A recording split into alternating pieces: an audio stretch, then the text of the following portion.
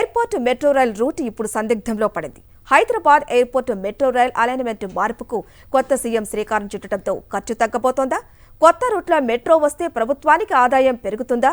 నయా metro route మ్యాప్తో నలుదిశలా Hyderabad అభివృద్ధిలో దూసుకుపోగలదా? Watch. Airport metro rail నిర్మాణానికి సంబంధించి కీలక నిర్ణయం తీసుకున్నారు తెలంగాణ ముఖ్యమంత్రి రేవంత్ రెడ్డి.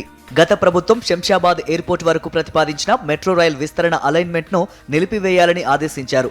దానికి బదులు ఎంజీబీఎస్, ఎల్బీ నగర్ మార్గాల్లో ఎయిర్పోర్ట్ వరకు మెట్రో రైల్ పొడిగింపుపై ప్రణాళికలను రూపొందించాలని సూచించారు.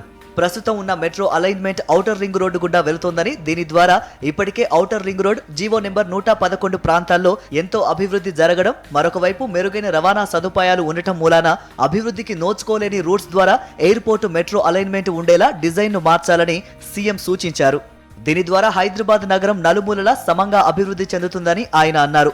ఇందుకు తగ్గట్లుగా హైదరాబాద్ జనాభా ఎక్కువగా సిటీ మధ్యలో తూర్పు ప్రాంతంలో పాత బస్తీలో ఉంది కాబట్టి ఈ ప్రాంతాలు కూడా అభివృద్ధి చెందేందుకు మెట్రో అలైన్మెంట్ మార్చేలా ప్రణాళికలు చేయాలని హైదరాబాద్ మెట్రో రైల్ లిమిటెడ్ కు సీఎం రేవంత్ రెడ్డి సూచించారు.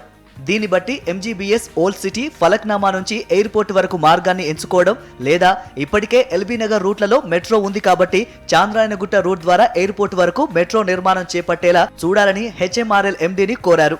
దీని ద్వారా ఎక్కువ మంది ప్రజలు మెట్రోను వినియోగించుకునే అవకాశంతో పాటు అటు మెట్రో రైల్కి కూడా ఆదాయం సమకూరే అవకాశం ఉంది. అదీకాక మైండ్ స్పేస్ రూట్ ద్వారా మెట్రో నిర్మిస్తే దాదాపుగా 31 కిలోమీటర్ల మేర దూరం ఉంటుంది. అదే ఎల్బీ నగర్ రూట్ ద్వారా నిర్మిస్తే ఈ డిస్టెన్స్ మరో 5 కిలోమీటర్లు తగ్గే అవకాశం ఉంది. అంతేకాదు, ఈ రూట్లో పెద్దగా మలుపులు ఉండే అవకాశం లేదు. అదే రూట్స్ ఎలాంటి మలుపులు లేకుండా నేరుగా ఉంటే ఈ మార్గాల్లో మెట్రో నిర్మించడం వల్ల వ్యయం కూడా తగ్గుతుందని రేవంత్ రెడ్డి అభిప్రాయపడుతున్నారు.